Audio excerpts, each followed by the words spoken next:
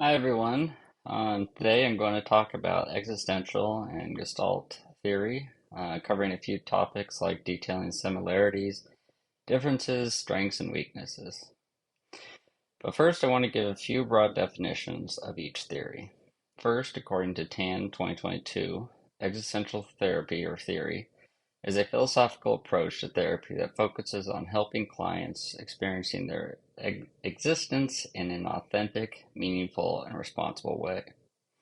While Corey 2016 defines Gestalt therapy as a process-based approach created on the premise that individuals must be understood in the context of their ongoing relationships with the environment, with awareness, choice, and responsibility being the cornerstone principles.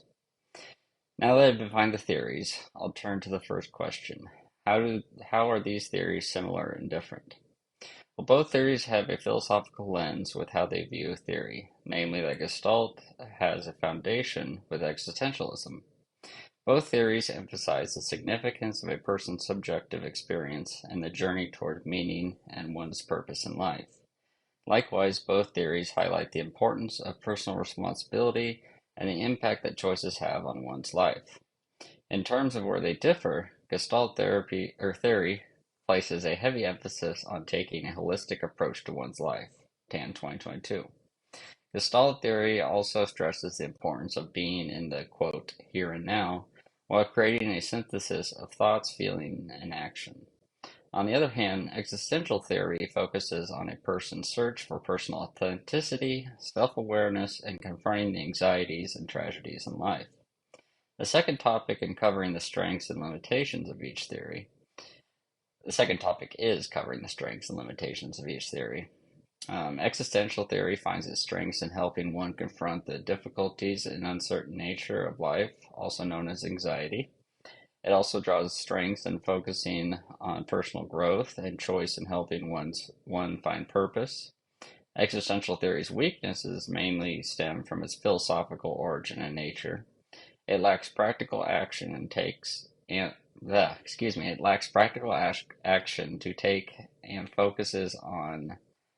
um, focuses more on gaining insight. This makes it difficult to accurately measure therapeutic outcomes. Gestalt theory's strengths come from integrating a person's life and experiences. Through this holistic approach, it brings awareness to every part of one's life, thereby easily finding neglected parts of one's life. Its weaknesses are namely that it lacks empirical evidence and a structured approach which some clients need. Gestalt theory also tends to shy away from diving into specific past events such as acute trauma. Question 3 was, what are some ways each theory is compatible and incompatible with biblical concepts? Both theories emphasize personal responsibility such as that is found in the parable of the talents in Matthew 25 verses 14 through 30. Existentialism has a rich history with Christianity, namely from the philosopher Soren Kierkegaard. In the aggregate, existential theory acknowledges God and his role in the human experience. Gestalt integrates God through the umbrella of encouraging the integration of every part of one's life, i.e., God or Christianity. Where these theories are incompatible with biblical concept is the lack of emphasis on relying on God.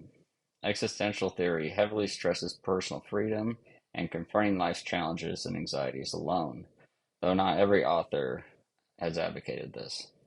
Gestalt theory has its own version of self-actualization, which can rely heavily on one's own will and therefore personal glorification, which minimizes or completely excludes the role of God.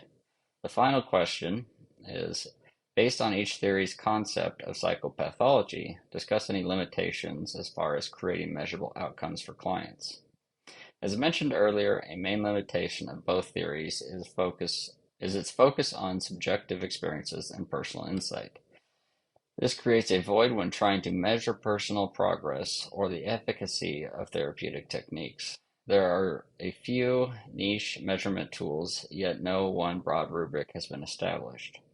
Finally, focusing on life integration and confronting the hardships of life leave little room for tools for tackling specific psychopathologies, i.e., one would not go to an existential therapist for schizophrenia treatment.